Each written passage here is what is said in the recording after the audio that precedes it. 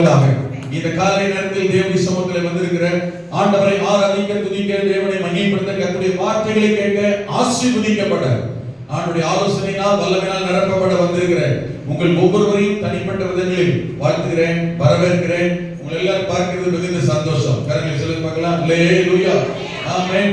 குடும்பங்களாய் பல குடும்பங்கள் ஒரே குடும்பமாய் இணைந்து கர்த்தருடைய சமூகத்திலே கூடி வந்து தகப்பன், தாய், சகோதரர், சகோதரிகளாய் கர்த்தரை உயர்த்த, துதிக்க ஆண்டவர் உங்களுக்கும் எனக்கும் கர்த்தர் பாராட்டி இருக்கிற எல்லா நன்மைகளை நினைத்து ஆண்டவருக்கு நன்றி சொல்ல வேண்டும். அல்லேலூயா.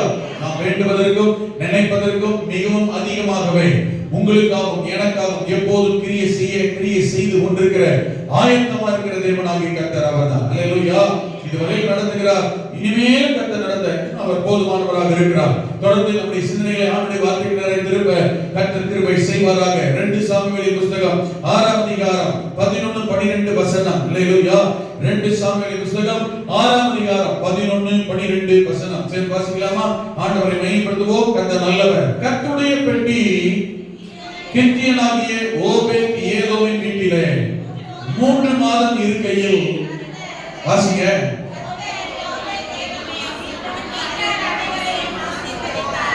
தேவனுடைய பெட்டி நிமித்தம் கர்த்தர் ஓபேத் ஏதோமின் வீட்டையும் அவனுக்கு உண்டான எல்லாவற்றையும் ஆசீர்வதித்தார். போதும், கரங்களை உயர்த்தி அல்லேலூயா, ஆமென்.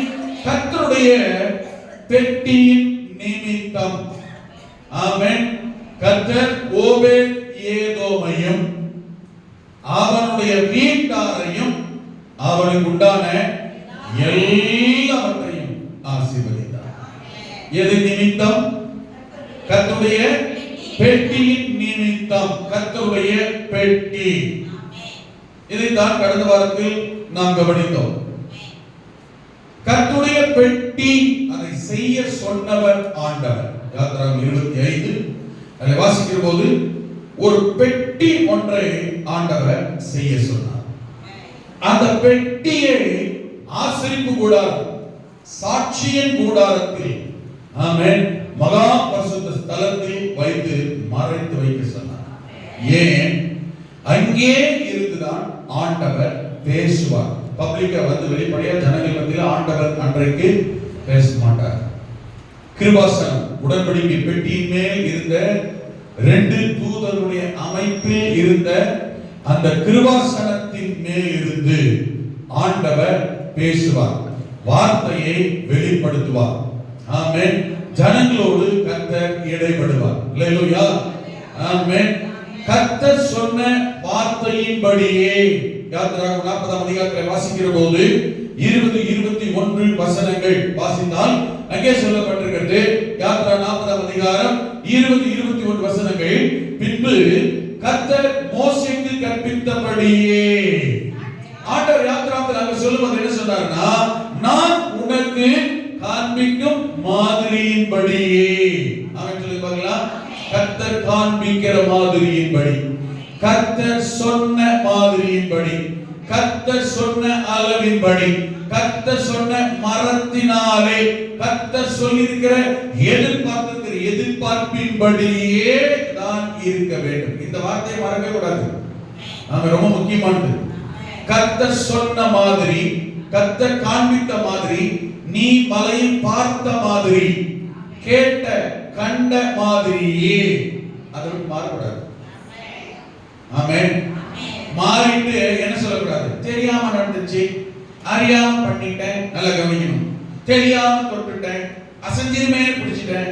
இதுக்கு தான் வார்த்தை ரொம்ப முக்கியம். பின்னாடி நான் விளக்க சொல்லுவோம். ஆமென். பகட்டப்பட்டுட்டேன், நான் உனக்கு சொன்னனா, நான் உனக்கு காமிச்சனா, நீ அப்படித்தான் பார்த்தியா? நான் சொல்றது புரியுது? ஆமென். பட் நான் உனக்கு சொன்ன மாதிரி என்ன, நான் உனக்கு சொன்ன மாடல் என்ன, எப்படி செய்யணும், எப்படி அது இருக்கணும், எப்படி பண்ணணும், எதனால பண்ணணும், அளவு என்ன, உருவம் என்ன, அமைப்பு என்ன, சைஸ் என்ன, ஓகேவா? ஆண்டவர் கேட்டார். 40ஆம் அதிகாரத்தில் அதே வார்த்தை சொல்லப்பட்டிருக்கிறது. கர்த்தர் மோசேக்கு கற்பித்தபடியே சாட்சி பிரமாணத்தை எடுத்து அதை உடன்படிக்கை பெட்டி, கர்த்தருடைய பெட்டி, the ark of covenant, அதற்கு உள்ளே வைத்து, பெட்டியிலே இந்த வார்த்தை இந்த வசனம் ரொம்ப முக்கியம், சரியா?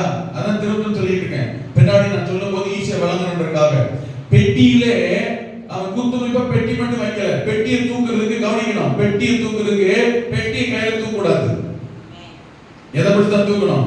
பெட்டியில தண்டுகளை பாய்ச்சி, இந்த கார்னருக்கும் அந்த கார்னருக்கும் ஒரு பைப் மாதிரி, ஒரு தண்டு மாதிரி என்ன செய்யணும்? ஒரு கோல், தண்டுகளை பாய்ச்சி ரெண்டு பக்கம். எதை பற்றி தான் தூக்கணும்? எதை தூக்கூடாது? எதை தொடக்கூடாது? எதை பார்க்க கூடாது? போட்டுக்கூடாது. இதெல்லாம் முக்கியம். பின்னாடி சொல்லப்போ உங்களுக்கு ஈஸியா புரியுதுக்காக ஒவ்வொரு வார்த்தையும் உங்களுக்கு கவனமா சொல்றேன், கவனிக்க சொல்றேன். தண்டுகளை பாய்ச்சி அந்த பெட்டியின் மேல, மூடிக்கு மேல இருக்கிற தூதர்கள் 2 பேர் இருக்காங்க பாத்தீங்களா, அந்த அமைப்பு கிருபாசன மூடியை வைத்து மூடி விடுவார்கள். கீழே சொல்லப்பட்டிருக்கிறது, பெட்டியை வாசஸ்தலத்துக்கு உள்ளே கொண்டு போய் மறைவு, மகா பரிசுத்த ஸ்தலத்தின் மறைவில் வைத்து, திரைச்சிலையை தொங்க வைத்து, சாட்சி பெட்டியை மறைத்து வைத்தார். எதன்படி? யார் சொன்னதின்படி? யார் காண்பித்தபடி? கர்த்தர் சொன்ன, காண்பித்த, இவன் பார்த்த, கேட்ட, கற்றுக்கொண்டு வந்த மாதிரியின்படியே. ஆமென், ஹல்லேலூயா. பெட்டிய இவன்கிட்ட செய்ய சொன்னார், ஊழியக்காரன்ட்ட. மோசே கிட்ட செய்ய சொன்னார். மோசே உட்கார்ந்து செய்யல. மோசே கர்த்தர் சொல்ற கேட்பாரு, ஜனங்கள்கிட்ட சொல்லுவாரு. யார் உள்ளத்துல, யார் மனதுல, யார் ஆவிய, யார் இருதயத்தை ஆசரிப்பு கூடாரத்துக்காய், ஆலயத்துக்காய் செய்ய கொடுக்க ஆண்டவர் ஏவுகிறாரோ, தேர்ந்தெடுக்கிறாரோ, யாரை கர்த்தர் ஆசீர்வதிக்க விரும்புகிறாரோ அவர்கள் எல்லாம் ஆசரிப்பு கூடாரத்தின் வேலைக்காய், 40 அதிகாரம் கடைசி வாசி பாருங்க, இதெல்லாம் இருக்கும். அவர்கள் எல்லாம் ஆமென் ஆண்டவருக்காக மனப்பூர்வமாய், உற்சாகமாய், ஆவியானுடைய ஏவுதலினால், யாருடைய ஆவியெல்லாம் ஏவினாரோ, யாரையெல்லாம் ஏவி ஞானத்தால் நிரப்பினாரோ அவர்கள் எல்லாம் ஆசரிப்பு கூடாரத்தின் வேலைக்காய் தங்களையும் தங்கள் உடையவைகளையும் அர்ப்பணித்தார்கள். மோசே ஜனங்கள்கிட்ட சொன்னா, அப்போ என்னென்ன யாராட்ட எந்தெந்த வேலை, எந்தெந்த பொறுப்பு சொன்னானோ அவரவர்களே உற்சாகமாய் அவைகளை செய்தார்கள். இந்த உடன்படிக்கை பெட்டியை செய்தவன், யாத்திராகமத்தின் புத்தகம் 37ஆம் அதிகாரம் 1ஆம் வசனத்தில் சொல்லப்பட்டிருக்கிறது. இந்த பெட்டியை, உடன்படிக்கை பெட்டியை செய்தவன் பெசலேயேல் சீத்திம் மரத்தினால் பெட்டியை உண்டு பண்ணினான். அது நீளம் 2.5 முழம், அகலம் 1.5 முழம், உயரமும் 1.5 முழம் தான். மாறல. கர்த்தர் காண்பித்த மாதிரி, கர்த்தர் சொன்ன மாதிரி கவனிக்கணும். கர்த்தர் சொன்னது யார்கிட்ட? ஹலோ, இருக்கீங்களா? பைபிள் தண்ணீர் கிடைக்காது, நான் சொல்றது கவனிங்க. சொன்னது யார்கிட்ட? காமிச்சது யார்கிட்ட? பார்த்தது யாரு?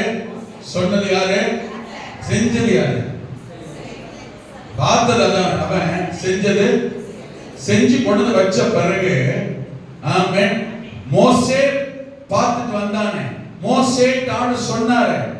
அவங்க பார்த்ததுக்கும் இவன் கொண்டு செஞ்சு வச்சதுக்கும் ஒரு மாற்றம் இல்லை. ஹல்லேலூயா, ஆமென், ஆமென். சிலர் என்ன தெரியுமா, பாஸ்டர் சொன்னா கேட்க மாட்டாங்க, ஊழியக்காரர் சொன்னா கேட்க மாட்டாங்க, கர்த்தர் சொல்றார் செய்யணும் செய்ய மாட்டாங்க, கர்த்தர் சொல்றார் வாங்க மாட்டாங்க, விகற்பமா சொல்லுவாங்க. கேட்டிருக்கீங்களா? ஆண்டவர் ஏன்ட்ட சொல்றாரு, கர்த்தர் எங்க இருக்கு, உங்ககிட்ட சொன்ன கர்த்தர் என்கிட்ட பேசட்டும், எல்லாத்தையும் பேச மாட்டார். ஹலோ, உங்கதான் இருக்கீங்களா? ஆமென். மோசே கிட்ட என்ன சொன்னார் அததான் கேட்டு ஜனங்களுக்கு சொன்னார். அதை யாரு கேட்டானோ அப்படி அப்சர்வ் பண்ணி செய்யற பாருங்க. ஆமென். மாற்றமே இல்லாமல் இருந்தது. கர்த்தர் மகிமைப்படும் பெட்டியாக இருந்தது. கர்த்தர் தேடி வரும் பெட்டியாக இருந்தது. கர்த்தர் வந்து ஆசீர்வதிக்கிற பெட்டியாக இருந்தது. அப்படி எக்ஸாக்ட்டா மாறல. ஊழியக்காரர் சொன்னத அந்த தரிசனத்தை அப்சர்வ் பண்ணி ஏற்றுக்கொண்டு அப்படியே கீழ்ப்படிந்து செயல்பட ஆரம்பித்த போது இவர்கள் மூலம் கர்த்தர் மகிமைப்படுகிறார், பேசுகிறார், கிரியை செய்கிறார். தேவனுடைய நோக்கம் சித்தம் நிறைவேறுகிறது, தேவனுடைய நாமம் மகிமைப்படுகிறது. இந்த அமைப்பு, இந்த செட்டப், இந்த அர்ப்பணம், இந்த கமிட்மெண்ட், இந்த ஒருமனம், இந்த கீழ்ப்படிதல் எந்த சபையில், எந்த ஜனங்களிடத்தில் ஆமென் இருக்கிறதோ அந்த சபை, அந்த ஜனங்கள் மத்தியில் கர்த்தர் ஆசைப்படுகிறார். அந்த சபை ஜனங்களை கர்த்தர் ஆசீர்வதிக்கிறார், அவர்களை கர்த்தர் உயர்த்துகிறார், அவர்களை அநேகர் மத்தியில் கர்த்தர் சாட்சியாய் மேன்மைப்படுத்துகிறார். ஹல்லேலூயா, ஆமென். பெசலேயேலுக்கு ஆண்டவர் நேரடியாக போகல. இவன் சொன்னான், அவன் கேட்டான், அதை செய்யும்படி ஞானத்தின் ஆவியினால் கர்த்தர் நிரப்பினார். அல்லேலூயா. இந்த பெட்டியின் இடத்தில் இருந்துதான் கர்த்தர் பேசுவார்.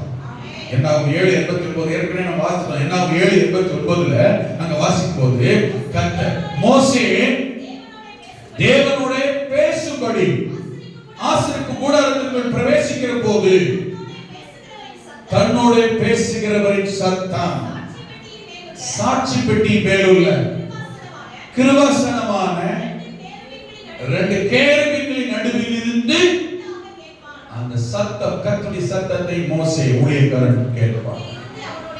அங்கே இருந்து உடன்படிக்கை பெட்டி இருக்கிற கேருபீன்கள் நடுவிலே இருந்து கர்த்தர் மோசேயோடு பேசுவார். என்ன பேசுவார்? கவனிக்கணும். என்ன பேசுவார்? எதை பேசுவார்? எதுக்கு பேசுவார்? ஊழியக்காரனோடு என்ன பேசுவார்? எதை பேசுவார்? எதுக்கு பேசுவார்? அதான் யாத்திராமத்தில் வாசித்தோம். கடைசி அந்த வசனத்தை வாசிக்கிற போது ஆண்டவர் அந்த யாத்திராமத்துல ஆமென் அங்கே இருந்து தேவன் மோசேயோட என்ன பேசுவார் தெரியுமா? தேவன் ஜனங்களுக்கு வேண்டிய ஆலோசனைகளை, ஆமென், வார்த்தைகளை வாசிங்க. யாத்திராமம் 25:8 வாசிங்க. இல்ல அது 22 வாசிங்க. 22 பிரைஸ் லார்ட். அங்கே நான் உன்னை சந்திப்பேன். கிருபாசனத்தின் மேலும் சாட்சி பெட்டியின் மேல் இருக்கும் 2 கேருபீன்களின் நடுவில் இருந்து நான் இஸ்ரவேல் புத்திரருக்காக உனக்கு கற்பிக்க. யாத்திராமம் 22 இல்லைங்க. அங்கே நான் உன்னை அங்கே நான் உன்னை சந்திப்பேன். இங்கே கிருபாசனம் இருக்கிற உடன்படிக்கை பெட்டி இருக்கிற இடத்திலிருந்து உன்னை தேவன் சந்திக்கிற, தேவனை சந்திக்கிற இடம் உடன்படிக்கை பெட்டி இருக்கிற இடம். ஆமென். கிருபாசனத்தின் மேல் சாட்சி பெட்டியின் மேல் நிற்கும் 2 கேருபீன்களின் நடுவிலும் இருந்து நான் இஸ்ரவேல் புத்திரருக்காக, கொஞ்சம் கவனிக்கணும், மோசேயோட பேசுவார். என்ன வாஸ்தவமா? என்ன பேசுவார்? எதை பேசுவார்? எதுக்காக பேசுறார்? என்னதுக்காக பேசுறாரா? நான் இஸ்ரவேல் புத்திரருக்காக, அப்படி என்றால் சபையாருக்காக, தேவனுடைய பிள்ளைகளுக்காக, என்னை தேடி வருகிற ஜனங்களுக்காக. என்னமா மாறி மாறி போகுது? நான் பார்த்துருக்கேன். ஆமென். இஸ்ரவேல் புத்திரருக்காக உனக்கு கற்பிக்கிறேன். ஆமென் சொல்லுங்க. மோசே கிட்ட கர்த்தர் என்ன பேசுறாரு? இஸ்ரவேல் ஜனங்களுக்காக பேசுகிறார், விசுவாசிக்காக பேசுகிறார், கர்த்தருடைய பிள்ளைக்காக ஒரு ஊழியக்காரர்களை கர்த்தர் பேசுகிறார். புதிய ஏற்பாடு வரைக்கும் இருக்கிறது. ஆமென். பாஸ்டர் நீங்க பழைய ஏற்பாடு சொல்லிருக்கீங்க, அதே தான் புதிய ஏற்பாடு. ஆமென். போய் சொல்லு. அல்லேலூயா. நீ போய் கூப்பிடு, நான் சொன்னேன் போய் சொல்லு. புதிய ஏற்பாட்டில் இருக்குது, வெளிப்படுத்தும் விசேஷம் வரைக்கும் இருக்குது. யோவானுக்கு கர்த்தர் சொல்லி எல்லாரும் வெளிப்படுத்தல, நமக்கு எல்லாரும் வெளிப்படுத்திட்டாரு. யோவானுக்கு போய் வர்க்கத்திலிருந்து நான் உனக்கு நீங்க சபைக்கு போகிறவர்களை சபைக்கு தெரியப்படுத்தும்படி, என் ஊழியக்காரர் இருக்கும்படி உனக்கு தெரிவிக்கிறேன், நீ வா அப்படி கொண்டு அவனுக்கு தான் தெரிவித்தார். அவன் தெரிவிக்க சொல்லி தெரிவித்து அதன் பிறகு அவன் சபைக்கு கர்த்தர் தெரியப்படுத்த சொன்னான். நான் சொல்றது புரியுது? மோசேயிடத்துல கர்த்தர் அவன் பேசினார். என்ன பேசினார்? எதற்காக பேசினார்? யாருக்காக பேசினார்? இஸ்ரவேல் ஜனங்களுக்காக. இஸ்ரவேல் ஜனங்களுக்காக மோசே கூப்பிட்டு மோசேக்கு கர்த்தர் கற்பிக்கிறார். மோசேக்கு கர்த்தர் சொல்லி கொடுக்கிறார், கற்றுக் கொடுக்கிறார். மோசேக்கு தான் முதல்ல கற்றுக் கொடுக்கிறார், மோசேக்கு தான் முதல்ல சொல்லி கொடுக்கிறார். ஆமென். எதுக்கு தெரியுமா? நீ நான் கற்பிக்க போகிறவைகளை எல்லாம் அவன் இஸ்ரவேல் ஜனங்களிடத்திலே போய் சொல்லு. இஸ்ரவேல் ஜனங்களிடத்திலே போய் சொல்லு, அவர்களுக்கு கற்பி. அவர்களுக்கு நான் உனக்கு என்ன சொல்லுகிறேனோ, அவர்கள் என்ன செய்ய வேண்டுமோ, ஆமென், அதை நீ போய் அவர்களுக்கு சொல்லும்படி உடன்படிக்கை பெட்டியிலிருந்து நான் உன்னை சந்திப்பேன், உன்னோடு பேசுவேன், உனக்கு கற்பிப்பேன், உனக்கு போதிப்பேன். அதை போய் நீ சபையாருக்கு, சமஸ்த இஸ்ரவேல் சபை ஜனங்களுக்கு சொல்லு. அப்போ நமக்கு வேண்டிய வார்த்தைகள், ஆலோசனைகளை உடன்படிக்கை பெட்டி இருக்கிற இடத்திலிருந்து கர்த்தர் சொல்லுவார், பேசுவார். பாருங்க, சின்ன சாமுவேல் தான் இல்லையா? சின்ன பையன சாமுவேல். 1 சாமுவேல் 3ஆம் அதிகாரம் 3ஆம் வசனத்தை வாசினா அழகா அந்த வார்த்தை எழுதிருக்கு. என்ன தெரியுமா? சின்ன சாமுவேல் தான். ஆமென். அங்க எழுதிருக்க வார்த்தை பாருங்க, கர்த்தருடைய பெட்டி இருக்கிற கர்த்தருடைய ஆலயம். ஆமென் சொல்லுங்க. கர்த்தருடைய பெட்டி இருக்கிற கர்த்தருடைய ஆலயம்.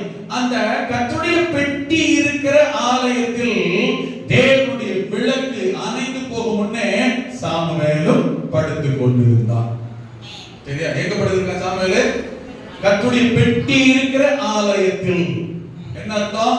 கர்த்தர் இருக்கிற இடத்தில், கர்த்தருடைய சத்தம் வருகிற இடத்தில், தேவன் சந்திக்கிற இடத்தில், கர்த்தருடைய ஆலோசனை வருகிற இடத்தில், ஆமென், தேவனை ஆமென் தரிசிக்கிற இடத்தில் சாமுவேல் இருந்தான். அந்த இடத்துல பாருங்க, இப்போ கர்த்தர் சாமுவேலை நோக்கி 4 முறை கூப்பிடுகிறார். அப்பொழுது கர்த்தர் சாமுவேலை என்ன என்ன ஐடென்டிஃபிகேஷன் பண்றாரு பாருங்க. சர்ச்சுக்கு போனா ஆண்டவர் பேசினாரு அவர் மொத்தமா எழுதல. என்ன இருக்கு? கர்த்தருடைய பெட்டி இருக்கிற ஆலயத்தில் சாமுவேலை நோக்கி கர்த்தர் கூப்பிட்டார். என்ன அர்த்தம் தெரியுமா? கர்த்தருடைய சத்தம், கர்த்தருடைய தரிசனம், கர்த்தரை தரிசிக்க வேண்டிய இடம், சந்திக்க வேண்டிய ஆமென் சந்திப்பு நமக்கு தேவை என்றால் இந்த பெட்டி மிக மிக முக்கியம், அவசியம். ஹalleluya, ஆமென். பெட்டி இருக்கிற இடத்தில் கர்த்தர் இருக்கிறார். பெட்டி இருக்கிற இடத்தில் கர்த்தருடைய சத்தம் வரும். பெட்டி இருக்கிற இடத்தில் ஆலோசனை வரும். பெட்டி இருக்கிற இடத்தில் தேவனுடைய ஆசீர்வாதம் வரும். அந்த பெட்டியே நாமாக இருந்தார். ஹalleluya, நம்மோடு தேவன் இருப்பார். ஆமென். அந்த பெட்டி நாமாக இருக்கும் பட்சத்தில் நம்மிலிருந்து தேவ மகிமை, வல்லமை, ஆசீர்வாதம் புறப்படும். ஹalleluya. நாம் அந்த பெட்டியார் இருப்போமானால், அப்படி இருக்க நம்ம அர்ப்பணிப்போமானால், இந்த பெட்டிக்குள், சாதாரண பெட்டி, காலி பெட்டி அல்ல, வெறும் பெட்டி அல்ல, சும்மா வேடிக்கை பார்க்கிற ஏதோ சும்மா இருக்கிற பெட்டி அல்ல. உள்ளே மரம், வெளியிலே பொன் தகடு. வெளியில பார்க்கும்போது பொன் பெட்டி, தங்க பெட்டி. ஹalleluya. நான் அந்த பெட்டியா இருந்தால் ஆமென், நான் அல்ல, என்னிலிருந்து ஆமென் தேவன் மகிமை வெளிப்படும். உள்ள மரம், வெளியில தேவன் பொன். ஹalleluya. பெட்டிக்கு உள்ள என்ன இருக்கும், என்ன இருக்க வேண்டும், என்ன இருந்தது, என்ன இருந்தால் மகிமை வெளிப்படும். பெட்டிக்கு உள்ள எவைகளெல்லாம் இருந்தால்தான் அது மதிப்பே, மகிமையே. வேறு பெட்டி, கால் பெட்டிக்கு என்ன மகிமை, மதிப்பு? ஆமென். பெட்டிக்கு உள்ள இருக்க வேண்டியது என்ன? கவனிங்க, குறிச்சிக்கங்க. யாத்திராகமம் 25:16-21ல நான் சொல்ற வசனங்களை குறிச்சிக்கங்க. சரியா? வீட்ல வாசிக்க நேரம் வசனங்களை உங்களுக்கு ஆதாரத்துக்காக சொல்லுகிறேன். குறிப்பு வைத்துக் கொள்ளுங்க. வீட்ல வாசிங்க. அத ஒவ்வொன்றையும் நான் ஆழமா கவனிக்க போகிறோம். சரியா? ஆமென். யாத்திராகமம் 25:16 வசனம், 21 வசனம். அங்கே சொல்லும் பொழுது, சாட்சி பெட்டியில் நான் உனக்கு கொடுக்கும் சாட்சி பிரமாணத்தை அந்த பெட்டியிலே வைப்பாயாக. 40 வசனத்துல இந்த வசனத்துல எழுதிக்கணும், குறிச்சிக்கங்க. சரியா? 40 வசனத்துல மோசே கர்த்தருடைய வார்த்தையின்படியே சாட்சி பிரமாணத்தை, சாட்சி பிரமாணம் என்னது? கற்பலகையை கர்த்தருடைய பெட்டியிலே வைத்தான். கர்த்தர் சொல்லி பார்க்கலாம். அப்ப கர்த்தர் என்ன சொன்னாரா? வச்சிட்டானா? பெட்டிக்குள்ள என்ன இருக்கு? கர்த்தருடைய சாட்சி பிரமாணம் என்று சொல்கிற கற்பலகை. ஆமென், ஆமென். உபாகமம் 10:2 முதல் 5 வசனம் வரை சொல்லும் பொழுது, ஆமென், நான் எழுதி கொடுத்த வசனம் சொல்லுகிறது. உபாகமம் 10:2 முதல் 5 வசனத்திலே, நான் உனக்கு எழுதி கொடுத்த சாட்சி பிரமாணமாகிய கற்பலகைகளை அந்த பெட்டியிலே வைப்பாயாக. வச்சிட்டானா? இப்போ வச்சிருந்தானா? ரைட். இரண்டாவது கவனிங்க. என்னாகமம் 17:10 வசனத்திலே வாசிக்கிற போது ஆண்டவர் சொல்லுகிறார், அந்த பெட்டி இருக்கும் சாட்சி கூடாரத்தில், ஆமென், கர்த்தர் மோசேயை நோக்கி ஆரோனை போல் அந்த கலகக்காரருக்கு விரோதமாய் அடையாளமாகும் பொருட்டு அதை திரும்பவும் சாட்சி பெட்டி, உடன்படிக்கை பெட்டி அதற்கு முன்பாக கொண்டு போய் வை. இப்படி அவர்களை விரோதமாய் முறுமுறுப்பதை ஒழிய பண்ணுவாய். ஆமென். அவர்கள் சாக மாட்டார்கள். எதை வைத்தார்? சாட்சி பெட்டிக்கு முன்பதாய், உடன்படிக்கை பெட்டிக்கு முன்பதாய், ஆமென், ஆரோனின் துளிர்ந்த கோல், ஆரோனின் கோலை கொண்டு போய் வை. சாட்சி பெட்டிக்கு அருகில் இருக்கிறது. சரிங்களா? இந்த கோல் எங்க இருக்கு? இப்போ சாட்சி பெட்டிக்கு அருகில், பக்கத்தில், முன்பதாக வைக்கப்பட்டிருக்கிறது. ஹalleluya. ஆனால் புதிய ஏற்பாட்டில் வாசிக்கிற போது கவனிங்க, புதிய ஏற்பாட்டில் வாசிக்கிற போது ஆமென், இந்த சாட்சி பெட்டி, உடன்படிக்கை பெட்டிக்குள் என்ன இருக்கிறதா? எபிரேயர் 9ஆம் அதிகாரத்தை வாசிக்கிற போது திருப்பிக் கொள்ளுங்கள், இந்த வசனத்தை தான் கவனிக்க போகிறோம். எபிரேயர் 9ஆம் அதிகாரத்தை கவனித்தால் 4ஆம் வசனம், 1 முதல் 4 வசனத்தை வாசிங்களேன். 1 முதல் 4 வசனம். ஹalleluya. முதலாம் உடன்படிக்கையானது ஆராதனைக்கு ஏற்ற முறைமைகளும் பூமிக்குரிய பரிசுத்த ஸ்தலம் உடையதாக இருந்தது. கவனிங்க, ஒரு கூடாரம் உண்டாக்கப்பட்டிருந்தன. அது ஆசரிப்பு கூடாரத்தில் சொல்லப்பட்டிருக்கிறது. சரியா? ஆசரிப்பு கூடாரத்தில் 3 பாகம். ஒன்று பிரகாரம், இரண்டாவது பரிசுத்த ஸ்தலம், மூன்றாவது மகா பரிசுத்த ஸ்தலம். இதுல சொல்லப்பட்டிருக்கிறது, உள்ளே அந்த கூடாரத்துக்கு உள்ளே பிரவேசித்து விட்டால் பிரதானமாக 2 பகுதி. அதிலே ஒன்று முதல் பகுதி, முந்தின பாகத்தில் குத்துவிளக்கு, மேஜை, சமூக தப்பங்களும் இருந்தன. அது பரிசுத்த ஸ்தலம் எனப்படும். சாட்சி பெட்டி என்று சொல்லுகிற உடன்படிக்கை பெட்டி ஆசரிப்பு கூடாரத்தில் எங்கே இருந்தது? 2ஆம் தரைக்குள்ளே மகா பரிசுத்த ஸ்தலம் எனப்பட்ட கூடாரம் இருந்தது. அதிலே பொன்னால் செய்த தூபகலசமும் முழுவதும் பொற்தகடு பொதித்திருக்கப்பட்ட உடன்படிக்கை பெட்டியும் மகா பரிசுத்த ஸ்தலத்தில் இருந்தது. அந்த உடன்படிக்கை பெட்டியிலே, கர்த்தருடைய பெட்டியிலே, சாட்சி பெட்டியிலே, இந்த பெட்டி இல்லையா? ஆமென். அந்த உடன்படிக்கை பெட்டியிலே மன்னா வைக்கப்பட்ட பொற்பாத்திரம். நம்பர் 1 என்ன இருந்தது பெட்டிக்குள்ள? என்ன இருந்ததா? மன்னா. மன்னாவோடு இல்ல, கொஞ்சம் கவனிக்கணும். மன்னா வைக்கப்பட்ட பொற்பாத்திரம். இரண்டாவது, அந்த பெட்டியிலே ஆரோனுடைய தளிர்த்த கோல் இருந்தது பெட்டிக்கு உள்ள. கவனிங்க, பெட்டிக்கு முன்ன அந்த கோல் எப்படி இருந்தது? காய்ந்து போனதாக வெறும் கோலாக இருந்தது. ஆமென். பெட்டிக்கு உள்ள இப்ப எப்படிப்பட்ட கோலாக இருந்திருக்கிறது? தளிர்த்த கோலாக இருந்தது. ஆமென் சொல்லுங்க பார்க்கலாம். அல்லேலூயா. ஆமென். மூன்றாவது, உடன்படிக்கையின் கற்பலகைகள் இரண்டும் பெட்டிக்கு உள்ளே இருந்தன. பெட்டிக்குள்ள இந்த 3 பொருள் என்னது? ஒன்று மன்னா வைக்கப்பட்ட பொற்பாத்திரம், இரண்டாவது ஆரோனின் தளிர்த்த கோல், மூன்றாவது 2 கற்பலகைகள். இது மூன்றும் இருந்தால்தான் ஆமென், அது கர்த்தருடைய பெட்டியாய், மகிமை விளங்கும் பெட்டியாய், தேவனுடைய பெட்டியாய், ஆமென், வார்த்தை வரும் பெட்டியாய், ஆலோசனை வரும் பெட்டியாய், ஆசீர்வாத பெட்டியாய், தேவ சத்தம் கேட்கும் பெட்டியாக இருக்கும். இல்லனா சும்மா வெறும் காலி பெட்டி. அல்லேலூயா. நாம கர்த்தருடைய பெட்டியாய் இருக்க வேண்டும். அப்படி என்றால் நமக்குள் ஆமென் இந்த மூன்றும் அடங்கி இருந்தால்தான், உள்ளே இருந்தால்தான் கர்த்தருடைய மகிமை நம் மூலம் நம்மிலே வெளிப்படும். இல்லட்டா காலி பெட்டியாவே சுத்திட்டு இருக்கோம். அல்லேலூயா. மகிமை வெளிப்படாது. நாம தான் நம்மை சொல்லிக் கொள்ள வேண்டும். நான் யார் தெரியுமா? ஆமென். நான் சொல்லுவேன் அடிக்கடி வேடிக்கை, காலி பெருங்காய டப்பா. அல்லேலூயா. நம்ம அப்படிப்பட்ட பெட்டி அல்ல. என்ன இருக்கிற பெட்டி தெரியுமா? ஆமென், மன்னா வைக்கப்பட்ட பொற்பாத்திரம். அல்லேலூயா. ஆமென். இரண்டாவது ஆமென், ஆரோனின் தளிர்த்த கோல். அல்லேலூயா. மூன்றாவது கற்பலகை. இவைகள் எவை? புதிய ஏற்பாட்டில் இன்றைக்கு இது எவைகளை குறிக்கிறது? இன்றைக்கு பெட்டி கண்டுபிடிச்சிட்டாங்க, பெட்டியை கண்டுபிடிச்சிட்டாங்க. சரியா? உடன்படிக்கை பெட்டி ரொம்ப காலத்துக்கு முன்னாடி காணாம போன பெட்டி இங்க இருக்கு, கண்டுபிடிச்சு எடுத்து வச்சிட்டாங்க. ஆனால் புதிய ஏற்பாட்டு காலத்தில் இருக்கிற நீங்களும் நானுமே அந்த பெட்டியா இருக்க கர்த்தர் கிருபை செய்வார். அல்லேலூயா. உங்கள் மூலம், என் மூலம் தான் தேவன் மகிமைப்பட, வெளிப்பட, வார்த்தைகளை வல்லமை விளங்கப்பட கர்த்தர் விரும்புகிறார். அப்ப வெறும் பெட்டியாக நாம் அல்ல. இந்த பெட்டிக்குள் அன்றைக்கு இது மூன்றும் இருந்தது. இந்த மூன்றும் இன்றைக்கு நமக்குள் இருக்குமானால் நாம் தேவனால் மகிமையால் பயன்படுத்தப்படுகிறவர்களால் நம்மை காண்கிறவர்கள் கர்த்தருடைய மகிமை காணும்படி கர்த்தர் அனுகிரகம் செய்வார். இந்த மூன்றத்தை கவனிக்கலாம். இன்றைக்கு பெட்டிக்குள்ள இருந்த முதல் பொருள் என்னமா? உள்ள என்ன இருந்ததா? மன்னா வைக்கப்பட்ட பொற்பாத்திரம்.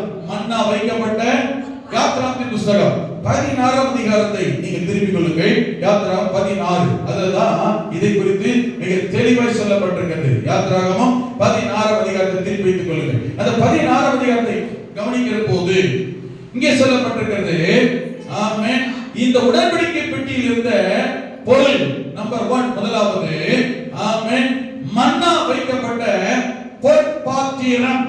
16ஆம் அதிகாரம் 33ஆம் வசனத்தில் சொல்லும் பொழுது, மேலும் மோசே ஆரோனை நோக்கி, நீ ஒரு கலசத்தை எடுத்து, இந்த பாத்திரத்துக்கு என்ன பேரு? கலசம் என்று சொல்லப்பட்டிருக்கிறது.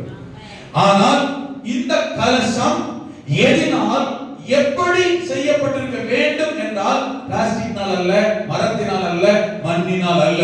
இந்த கலசம் இதுவும் பொன்னினால் தான் செய்யப்பட வேண்டும். பொன்னினால் செய்யப்பட்ட பொற்கலசம். பார்க்கலாம், பொன்னினால் செய்யப்பட்ட பொற்கலசம், பொற்பாத்திரம். அல்லேலூயா. என்ன பாத்திரம்? பொற்பாத்திரம். எதற்கான பாத்திரம்? மன்னா வைக்கப்பட்ட, மன்னா வைப்பதற்கு, மன்னாவை சுமப்பதற்கு, மன்னாவை வைத்திருப்பதற்குரிய பாத்திரம் அது பொற்பாத்திரம். மன்னா இருந்தால், மன்னா வைக்கப்பட்டால், மன்னாவை சுமந்தால் சாதாரண ஒரு பாத்திரம் பொற்பாத்திரமாக வடிவமைக்கப்படும், உருவாக்கப்படும், மாற்றப்படும். மன்னா தாங்குமானால், மன்னாவை ஏற்றுக்கொள்ளுமானால், மன்னாவை சுமக்குமானால், இந்த பாத்திரம் பொற்பாத்திரமாய் பிரகாசிக்க மகிமையுடைய கர்த்தர் கிருபை செய்வார். சாதாரண ஒரு பாத்திரம், ஒரு கலசம். ஆனால் இதை எப்படிதான் செய்யணும்? பொன்னினால் தான் செய்ய வேண்டும். ஏன் தெரியுமா? ஆமென். இந்த பாத்திரம் சாதாரண காரியத்துக்காக செய்யப்பட்டது, தயார்படுத்தப்பட்டது அல்ல. சோறு வைக்க, குழம்பு வைக்க, தண்ணி வைக்க, ஆமென், ரசம் குடிக்க, சாம்பார் ஊத்த செய்யப்பட்டது அல்ல. இது மன்னா வைப்பதற்காக, ஆமென், செய்ய சொன்ன, உருவாக்க சொன்ன பாத்திரம் இது. ஆமென், பொற்பாத்திரம். அல்லேலூயா. ஆமென். பொன்னினால் செய்யப்பட்ட பாத்திரம். ஆமென் சொல்லுங்க பார்க்கலாம். நாம் யாராக இருப்பது கர்த்தருக்கு சித்தம் தெரியுமா? எப்போதுமே. ஆமென். யோபு சொல்றான், அவன் என்னை சோதித்த பின் நான் சுத்த பொன்னாக விளங்குவேன். பொன்னாக விளங்க, பொன்னாக இருக்கத்தான், பெண்ணாக அல்ல, பொன்னாக. அல்லேலூயா. நான் சொல்ற வார்த்தை புரிந்து கொள்ளுங்கள். அல்லேலூயா. நம்ம கலக்க லாங்குவேஜ்ல பெண்ணையும் பொண்ணை அப்படின்னு சொல்றோம். அந்த பொண்ணு வேற, இந்த பெண் வேற. அல்லேலூயா. இது தங்கத்தினாலான பாத்திரம். பெண்ணு பொண்ணா இருந்தாலும் நல்லதான். அப்படி இருக்க கர்த்தர் உங்களுக்கு கிருபை செய்வாராக. அல்லேலூயா. ஆமென். சுபாவம் அப்படி இருக்க கர்த்தர் கிருபை செய்வாராக. ஆனா இங்க சொல்லப்பட்டிருக்கிறது பொன்னினால், தங்கத்தால் செய்யப்பட்ட பாத்திரம். மண்ணை தாங்குற பாத்திரமா இருந்தா, கொஞ்சம் கவனிங்க, எதை தாங்குற பாத்திரமா இருந்தா? மன்னாவை தாங்கும், மன்னாவை பெற்றுக்கொள்ளும், மன்னாவை உடைய பாத்திரமா இருந்தால், ஆமென், பொன்னான பாத்திரமாகத்தான் இருக்கும். அலுமினியம், ஈயம், தகரம், தகடு, ஆமென், இரும்பு, செம்பு பாத்திரமாக அல்ல, பொன் பாத்திரமா இருக்க கர்த்தர் கிருபை செய்வார். எதை தாங்கினா? சொல்ல, எதை தாங்கினா? பின்னாடி காது கேட்குதா? எதை தாங்கினா? அப்படி என்ன இந்த மன்னாவை தாங்கினா அந்த பாத்திரம் தங்க பாத்திரமா இருக்கு. அப்ப கவனிங்க, விசேஷம் அப்ப எதுலதான் இருக்கு? பாத்திரத்திலயா? அது வைக்க போற பொருள் இல்லையா? சொல்லுங்க, பாத்திரத்திலயா வைக்க போற பொருள் இல்லையா? விசேஷம் எதுல இருக்கு? அதை வைக்க போற பொருள்னால இதுக்கே கணம். ஆமென். அப்படி என்றால் அப்படி என்ன அந்த பொருள்? என்ன வைக்கிற பொருள் அது? மன்னா. அல்லேலூயா. மன்னா அப்படின்னா என்ன? அந்த 16ஆம் அதிகாரம் வாசி பாருங்க. 16ஆம் அதிகாரம் 15ஆம் வசனத்துல வாசிக்கிற போது நல்லா கவனிங்க. 15ஆம் வசனம், இஸ்ரவேல் புத்திரர், ஆமென், கவனிங்க, இந்த எகிப்து தேச இஸ்ரவேல் புத்திரர் கர்த்தர் கூட்டிட்டு வரும்போது அவங்க கொண்டு வந்து சாப்பிட்டுட்டு அவங்களுக்கு போர் அடிச்சு போச்சு. அப்ப காலியா போச்சு. என்ன செய்யணும் தெரியல. உடனே முறுமுறுக்க ஆரம்பிக்கிறாங்க. என்ன தெரியுமா? நாங்க அங்க அப்படி சாப்பிட்டோம், இப்படி சாப்பிட்டோம், அதை சாப்பிட்டோம், அனாதரத்துல சாப்பிட்டவங்களுக்கு ஒண்ணுமே இல்ல. ஆமென், நாங்க அப்படி பண்ணோம், இப்படி பண்ணோம் தெரியுமா? ஆச்சா உச்சர் மோசேக்கு கர்த்தர் முறுமுறுத்த போது மோசே கர்த்தரிடத்துல சொல்லுகிறான், ஆண்டவரே, ஜனங்க முறுமுறுக்கிறாங்களே, சாப்பாட்டுக்கு என்ன செய்வேன் கேட்கிறான். அப்ப கர்த்தர் சொன்னார், இல்லை, இதுவரையிலும் கண்டிராத, காணாத, பார்த்திராத, அனுபவித்திராத, ருசித்திராத ஒரு வித்தியாசமான உணவே இவர்களுக்கு நானே வர்ஷிக்க பண்ணுகிறேன் என்று இந்த இஸ்ரவேல் ஜனங்களுக்காக தேவனே வர்ஷிக்க பண்ணின, கொண்டு வந்த, கொடுத்த அனுப்பின ஆமென் உணவு மன்னா. இப்ப வாசிங்க, சிம்பிளா சொல்லிட்டேன். ஆமென். இப்ப 16ஆம் அதிகாரத்துல 15ஆம் வசனம், இஸ்ரவேல் புத்திரர் 14ல இருந்து வாசிங்களேன். பெய்திருந்த பனி நீங்கின பின் இதோ வனாந்தரத்தின் மீதெங்கும் உருட்சியான ஒரு சிறிய வஸ்து உறைந்த பனிக்கட்டி ஆமென் பொடி எத்தனையாய் தரையின் மேல் கிடந்தது. ஆமென். இஸ்ரவேல் புத்திரர் அதை கண்டு அது இன்னது என்று அறியாதிருந்து, இதுவரைக்கும் அவங்க பார்த்ததே கிடையாது பொருள். ஆமென். இதுவரைக்கும் இத பார்த்ததே கிடையாது. ஃபர்ஸ்ட் டைம், இந்த வெரி ஃபர்ஸ்ட் டைம் அவங்க அத பார்க்கறாங்க. அப்ப என்ன, இது என்னது, எப்படிப்பட்டது, இதுக்கு பேர் என்னன்னு கூட தெரியாது. ஆமென். அப்போ இது என்னன்னு அவங்களுக்கு அறியாதிருந்து ஒருவர் பார்த்து இது என்ன என்றார்கள். அப்பொழுது மோசே அவர்களை நோக்கி, இது கர்த்தர் உங்களுக்கு புசிக்க கொடுத்த அப்பா. நல்ல கரங்களை கட்டி கர்த்தரை மையப்பட்டு வாங்கலாம். நல்ல உற்சாகமா ஹலோ ஆமென். பாப்பா சொன்னே கையில தரணும். ஆமென். ஹalleluya. ஆமென். இது கர்த்தர் உங்களுக்கு புசிக்க கொடுத்த அப்பம். ஆனா அது என்னன்னே தெரியலையே. 31ஆம் வசனத்தில் இஸ்ரவேல் ஜனங்கள் ஆமென் இஸ்ரவேல் வம்சத்தார் அதற்கு மன்னா என்று பெயரிட்டார்கள். அது பேர் வச்சது யார்தான் சொல்லுங்க? பேர் வச்சது யார்தான்? என்னன்னு வச்சாங்க? அப்படின்னா என்னது? அப்படின்னா என்னது? பேரதான், அர்த்தம். மன்னான்னா இது என்ன, என்னன்னே தெரியாது. மன்னான்ற வார்த்தைக்கு அர்த்தம் என்ன? இது என்ன, இது என்ன, என்னன்னு தெரியாமலே 40 வருஷம் திட்டிருக்கான் பாருங்க. ஹலோ, என்னன்னு தெரியாமலேயே ஆமென் எத்தனை வருஷம் சாப்பிட்டான்? 40 வருஷம் சாப்பிட்டான். என்ன கடைசியா கண்டுபிடிக்க முடியல. ஆனா என்னன்னு தெரிந்து வைத்திருந்தார்கள் தெரியுமா? இது தேவன் தந்த ஆமென் ஆகாரம். ஹalleluya. ஆமென். வேதம் சொல்லுகிறது. ஆமென். சங்கீதம் 78ல வாசிக்கிற போது 78ஆம் சங்கீதம் 23 24 வசனங்கள் ஸ்பீடா வரீங்களா? 78ஆம் சங்கீதம் 23 24 25 இந்த வசனங்களை குறித்து வைத்துக் கொள்ளுங்கள். 105ஆம் சங்கீதம் 40ஆம் வசனம் ஆமென் அதை குறித்து வைத்துக் கொள்ளுங்கள். அதிலே சொல்லும் பொழுது 78ஆம் சங்கீதத்திலே இந்த மன்னாவை வேதம் எப்படி குறிப்பிடுகிறது என்றால், சங்கீதக்காரன் எப்படி சொல்லுகிறான் என்றால், ஆமென் இஸ்ரவேல் ஜனங்கள்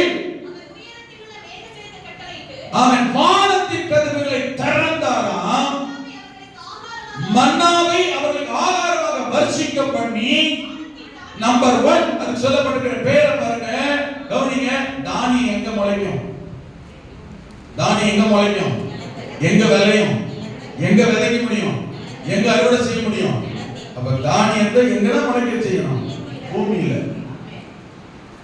இது பாருங்க எங்க முளைச்சு, எங்க வந்து, எங்க விளைச்சு, எங்க வந்து பாருங்க. அது பேர் பாருங்க, மண்ணா எங்க முளைச்சுதான்? வானத்தின் தானியம். ஆமென் சொல்லுங்க. எங்க உள்ள தானியம் இது? வானத்துல. வானத்துல விதைக்க முடியுமாங்க? அறுவடை செய்ய முடியுமாங்க? அப்படி என்றால் இதை விதைக்கிறவரும் அறுவடை செய்கிறவரும் அனுப்புகிறவரும் கொடுக்கிறவரும் கர்த்தர். ஹalleluya. வானத்தின் 78 வசனம், வானத்தின் தானியத்தை அவர்களுக்கு கொடுத்தார். கீழே வசனம் சொல்லுது, அதனால யாருடைய அப்பம்? பூமியில விளைஞ்சா யாருடையது?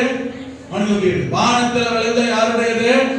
விளைஞ்சா தூதர்களின் அப்பத்தை மனுஷன் சாப்பிட்டான், அவர்களுக்கு ஆகாரத்தை பூரணமாய் அனுப்பினான்.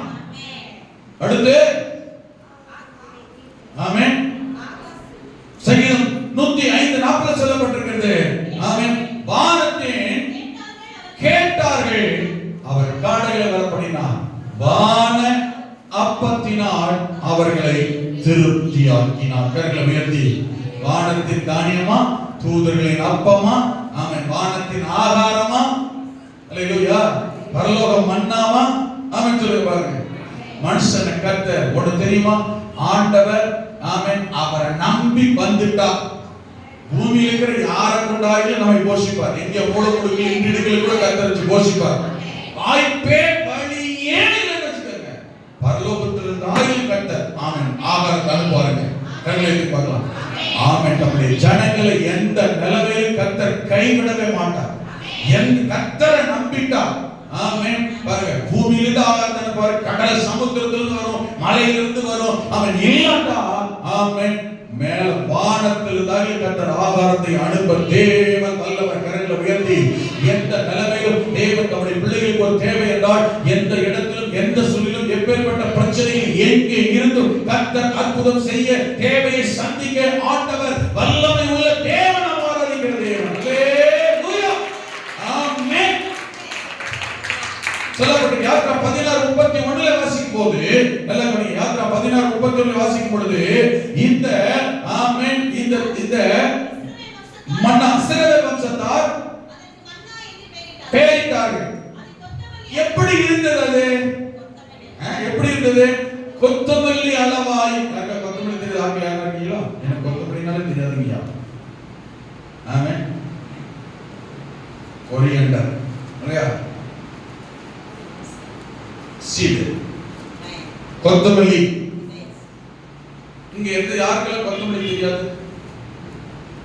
நானே கொஞ்சம் அதிகம் இருந்திருக்கலாம். தெரியுமா? கொத்தமல்லி தெரியுமாங்க? சரி, உண்மையிலே தமிழ்நாட்டில் இருக்கிற நிறைய லேடிஸ்க்கு, பெண்களுக்கு, பிள்ளைகளுக்கு கொத்தமல்லி தெரியாது.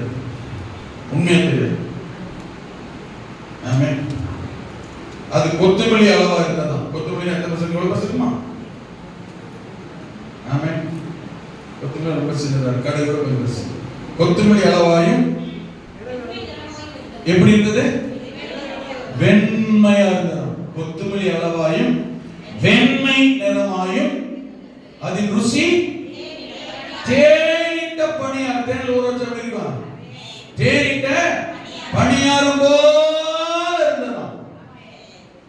ஆமென்.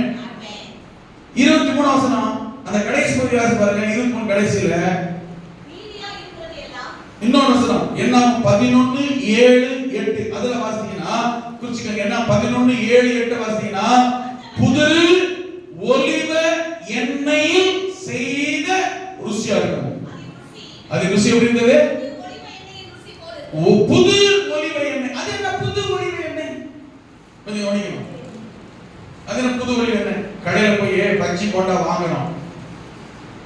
எந்த கடைக்காரன் ஃப்ரெஷ் எண்ணெயை ஊத்தி பஜ்ஜி போண்டா போட்டு என்ன அர்த்தம்? ரீசைக்ளிங் என்ன செய்யுது? நடக்குதா? இப்போ நீங்க விளைக்கிறத சொன்னார். அதே அன்னைக்கு இதனுடைய டேஸ்ட் எப்படி இருந்ததுன்னா புது ஒலிவ எண்ணெய் ருசி போல. அப்ப சாப்பிட்டா என்ன செய்யாது? வயிற்றுக்கு வராது, ஸ்டொமக் அப்செட் ஆகாது, வேதி அடிக்காது, வாந்தி வராது, டைஜஸ்ட் பிரச்சனை இருக்காது. ஏன்? புது ஒலிவ எண்ணெயில் செய்த ஆகாரத்தை போல ஃப்ரெஷ்ஷா டேஸ்ட். ஆமென் சொல்லுங்க பாருங்க. அல்லேலூயா. 23 வசனத்துல இந்த கடைசி சொல்லப்பட்டிருக்கிறது. இரண்டாவது இது எப்படி செய்ய தெரியுமா? அது என்ன? 11:8 எழுதிக்கங்க. இந்த யாத்ரா 16:23 கடைசி பகுதி அடுத்து இருக்குங்க.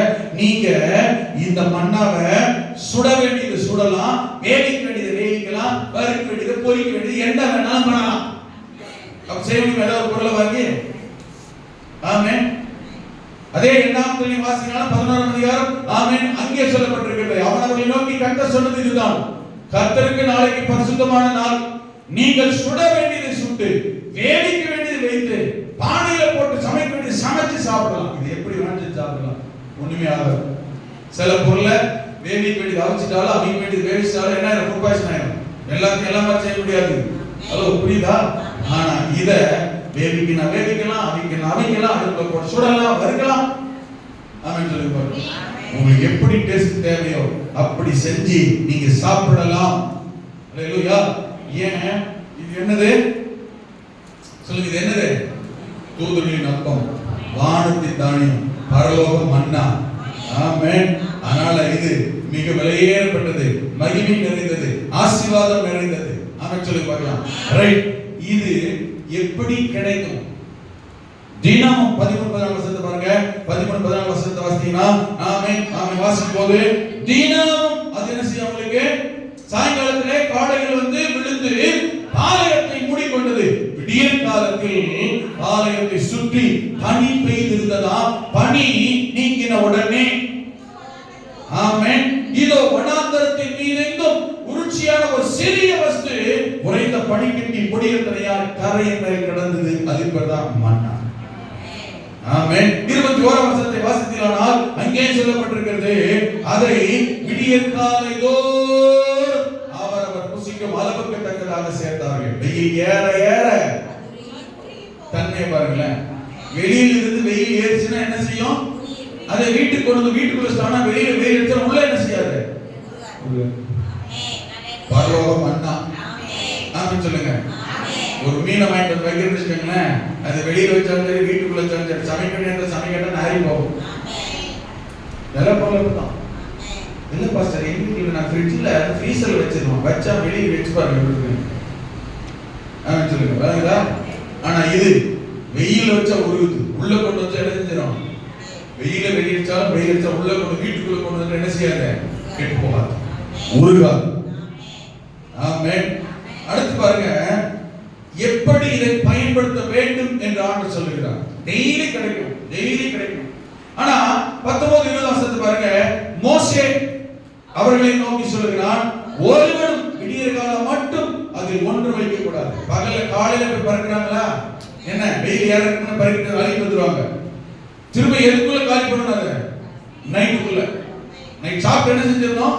காலி பண்ணணும். திரும்ப நாளைக்கு என்ன பண்ணுவீங்க? காலையில கிடைக்கும் டெய்லி ஃப்ரெஷ் பிரெட். அத சொல்லி பார்க்கலாம். டெய்லி ஃப்ரெஷ்ஷா கிடைக்கும், டெய்லி ஃப்ரெஷ்ஷா ஃப்ரீயா கிடைக்கிற போது எதுக்கு சேர்த்து வைக்கணும்? ஆமென். 19-20 வசனத்தை பாருங்க. ஆமென். அப்ப சொல்றா என்ன சொல்றானா, டெய்லி உங்களுக்கு ஃப்ரெஷ்ஷா கிடைக்கும். அப்போ ஒரு குடும்பத்துக்கு 5 பேர்னா 5 பேர் தக்க மாதிரி எடுத்துக்காங்க, 10 பேர்னா 10 பேர் தக்க மாதிரி, 2 பேர் இருக்கீங்களா 2 பேர் தக்க மாதிரி எடுத்துட்டு வந்துருங்க. ஆமென். எப்படி சமைக்க சமைச்சு சாப்பிடுங்க. ஆமென். நைட்டுக்குள்ள காலி பண்ணிருங்க, மீதி வைக்காதீங்க. வச்சா கெட்டு போகும், நாரி போகும். கவனிங்க, ஒரே நைட் தான் பூச்சி பிடிச்சிருக்கு. ஆமென். பழச சாப்பிட வேண்டாம், கெட்டு போன சாப்பிட வேண்டாம், மீதி வச்சது சாப்பிட வேண்டாம். உங்களுக்கு டெய்லி ஃப்ரெஷ்ஷா கொடுக்கப்படும். ஆமென் சொல்லுங்க. ஹalleluya. டெய்லி அனுதினம் ரொம்ப முக்கியமானது இதெல்லாம், சரியா? அனுதினம் கொடுக்கப்படும். டெய்லி ஃப்ரெஷ் பிரெட் உங்களுக்கு கிடைக்கும், அப்பம் கிடைக்கும், மன்னா கிடைக்கும். அதே சமயத்துல கவனிங்க, இன்னொரு சட்டம், இன்னொரு கடைபிடிக்க வேண்டிய கீழ்ப்படிய வேண்டிய இன்னொரு ஒழுங்கையும் கர்த்தர் சொன்னார். என்ன தெரியுமா?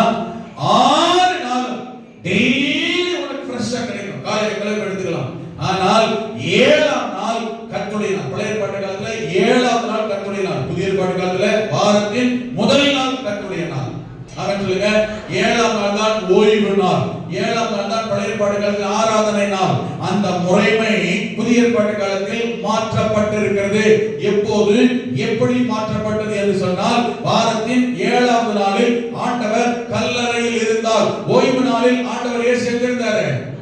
கல்லறையில் இருந்தார். எப்போது உயிர்த்தெழுந்தார்? வாரத்தின் முதலாவது நாள் சகலத்தை புதிதாக்குகிறேன் என்று ஆண்டவர் பிரமாணங்களை எல்லாம் நிறைவேற்ற வந்தேன் என்று உங்களுக்காய் எனக்காய் கல்வாரி சிலுவையிலே ரத்தம் சிந்தி மரித்து உயிர்த்தெழுந்தவராய், உயிர்த்தெழுந்த ஆண்டவரை ஆராதிக்க வேண்டும் என்பவராய், உயிர்த்தெழுந்த அந்த வாரத்தின் முதலாவது நாளை ஆராதனை நாளாய், கர்த்தருடைய நாளாய், புது பிரமாணத்தினாலாய் தேவன் மாற்றி விட்டார். நாம் ஆராதிக்கிற யாருமே எந்த நாள் ஆராதிக்கல?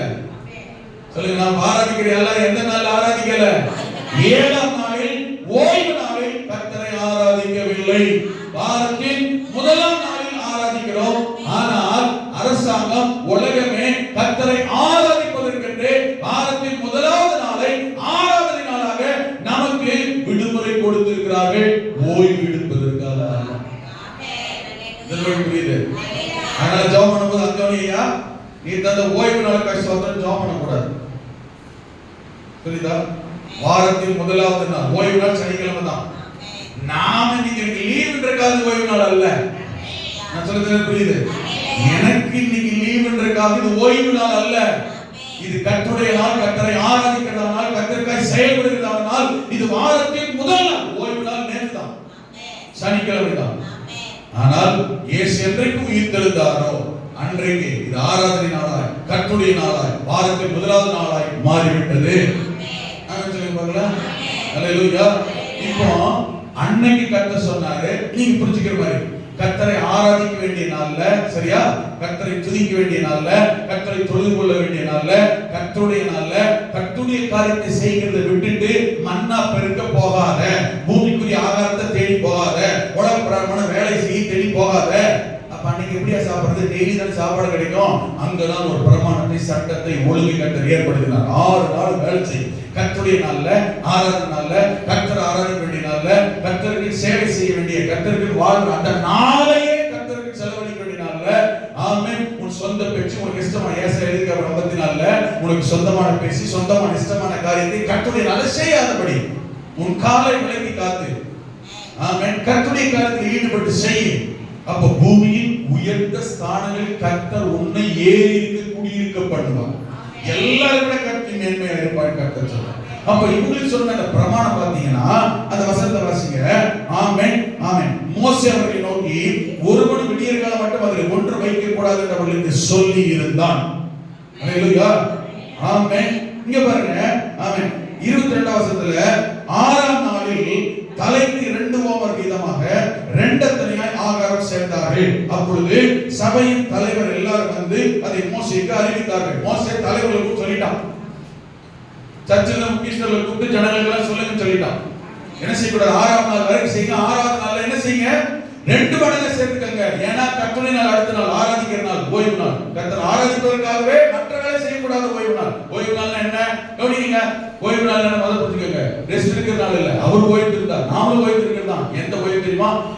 வேலை செய்யாம இருக்கு. கவனிங்க, வேலை செய்யற உலக வேலையிலிருந்து ஓய்ந்து கர்த்தரை தொழுது கொள்ள ஆராதித்து நாம் கொஞ்சம் ரெஸ்ட் எடுக்கலாம். அதான் அர்த்தம். நாம் என்ன பண்ண தெரியுமா? ஞாயிற்றுக்கிழமை கர்த்தருடைய நாள் என்னைக்கு வரும்னு பார்த்து அன்னைக்கு தான் மற்ற வேலைகளெல்லாம் ஒழுங்குபடுத்தலாம், ஏற்படுத்தலாம். இன்னைக்கு தான் போகணும், இன்னைக்கு தான் நேட்கள், இன்னைக்கு தான் மீன் எடுக்கணும், இன்னைக்கு தான் நீங்க அந்த பார்க்குக்கு போகணும், இன்னைக்கு நேட்கள், இன்னைக்கு தான். அது உலகத்தாருக்கு. நான் சொல்லுறீங்களா? கிறிஸ்தவனுக்கு, ரட்சிக்கப்பட்டவனுக்கு இந்த கர்த்தருடைய நாள், இது பேரே கர்த்தருடைய நாள், கர்த்தருக்கென்று செலவழிக்க ஒதுக்க வேண்டிய நாள். ஒதுக்கிட்டு சும்மா நேரத்துல சும்மா தான் இருக்கணும். நான் சொல்றது புரியுது? 6 நாள் வேலை செஞ்சு 7ஆம் நாள் ஓய்வு தான் பைபிள்ல போட்டிருக்காங்க. எல்லாம் முடிச்சுட்டு அதனால ஓய்வு இருந்தாங்க. அதையே மனுஷனுக்கு சொல்லும்போது கர்த்தருக்கென்று அந்த நாளை என்ன செய்ய ஒதுக்குனார். கர்த்தருடைய காரியத்தை செய்ய ஒதுக்கு. நீ கொஞ்சம் இளைப்பார். கர்த்தருக்கும் உனக்கும் தான் அந்த நாள் இருக்கணும். ஆமென். மன்னாவை கூட அன்னைக்கு இருக்காதுன்னு பார்த்துக்கங்க. சாப்பாட்டு காரியம், உலகப்பிரகார காரியம், பூமிக்குரிய காரியம் கூட என்ன செய்யாதீங்க. ஆனா சில நேரங்களில் சில எக்ஸ்கியூஸ் நிமித்தம், ஐயா நீ வராட்டா போயிட்டா உலகம் வாழ்க்கை வாழ்வாதாரம் பாதிக்கப்படும், வேலை போயிடும் அப்படின்றதுக்காக, ஆமென், சில நேரங்களில் தவிர்க்க முடியலன்னு சொன்னாலும் அந்த நாள்ல கர்த்தருடைய நாள்ல கர்த்தருக்கு முக்கியத்துவம் கொடுத்தோமான்னு கவனிக்கணும். ஆராதனைக்கு வந்தோமா, கர்த்தரை ஆராதிச்சோமா, தேவனை துதிச்சோமா, அவர் கொடுக்கக்கூடிய கனத்த மதிப்பை, மரியாதை, பலி செலுத்த வேண்டியது செலுத்தணுமா, அதெல்லாம் இல்லாமலேயே அந்த நாள் முழுவதும் நமக்கு சொந்தமானதாக இருந்தால் அந்த நாள் நீ என்ன செஞ்சாலும் விட்டாது. நான் இப்ப சொன்ன சில சாவற மாதிரி தெரியுது. சாவலாம் இல்ல, வசனம் அதுதான். நான் சொல்றது கவனிக்கிறீங்களா? அப்படி இருக்காங்க பைபிள்ல, அப்படி நடச்சாங்கயா? இங்கேயே பாருங்க. அவன் சொன்னா ஓய்வு நாள் ஒண்ணு செய்யாதீங்கன்னு சொல்லி. ஆமென். ஏன் தெரியுமா? கவனிங்க, பாருங்க 25 வசனம். அப்பொழுது மோசே, அதை இன்றைக்கு புசியுங்கள், இன்று கர்த்தருக்குரிய ஓய்வு நாள், நீங்கள் இன்று நீங்கள் அதை வெளியிலே காண மாட்டீர்கள். போனாலும் நீ நடக்கிற காரியம் கிடைக்காது, நடக்காது, பலிக்காது, பார்க்க மாட்டேன், ஆசீர்வாதமா இருக்காது அர்த்தம். சொல்லுறது புரியுது? ஆமென். கவனிங்க, இப்ப 2 காரியம் கொஞ்சம் கவனிக்கீங்களா? 2 காரியம். ஒண்ணு, மீட்டி வைக்காதீங்க. டெய்லி 6 நாள் என்ன செய்யாத, நாளைக்கு வேணும் என்ன செய்யாத, மீட்டி வைக்காத. ஒண்ணு. ரெண்டாவது, ஓய்வு நாள்ல போய் பெருக்க போகாத. போய் பெருக்க போனா என்ன செய்யாது, கிடைக்காது. சேர்க்க போனா என்ன செய்யாது, காண மாட்டீர்கள். நீ தேடி போனாலும் நடக்காது, வாய்க்காது, கிடைக்காது, பலிக்காது, ஆசீர்வாதம் வராதுன்னு அர்த்தம். ஓகேவா? இப்படி 2 காரியம் சொன்னாரா? இந்த 2 காரியம் பாருங்க, கீழே வாசிக்க 20 வசனத்துல, மோசேயின் சொல் கேளாமல் சிலர் அதில் விடியற் காலம் மட்டும் கொஞ்சம் மீதியாய் வைத்தார்கள். ஆனா என்ன தெரியுமா?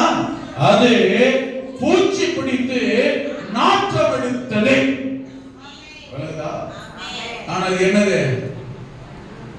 வானத்தின் அப்பம், தூதரின் அப்பம், பரலோகம் மன்னா என்னவாயிருச்சு? பூச்சி பிடிச்சிருச்சு, நாத்தமா நாரிச்சு. கவனிங்க, கர்த்தருடைய காரியம்தான். கர்த்தருடைய காரியத்தையே கர்த்தருடைய வார்த்தையின்படி, ஆலோசனையின்படி, சட்டத்தின்படி, ஒழுங்கின்படி செய்தால்தான் ஆசீர்வாதம். மாறிட்டு மீறிட்டு என் விருப்பம் என் இஷ்டம் தெரியல, நாட்டம் எடுக்கும், பாதிப்பு வரும் அர்த்தம். ஒண்ணு தோப்பட்டாங்களா, மோசே சொல்லி கேட்கலையா, கீழ்படியலையா, நாரி போச்சா? அடுத்து என்ன சொன்னாரு? ஓய்வு நாள்ல போய் தேடாத, கிடைக்காத முன்னுக்கூட்டி சேர்த்து வச்சுக்கினாரு. சரி, சேர்க்கல, அதனை இவர் அப்படிதான் சொல்லுவாரு.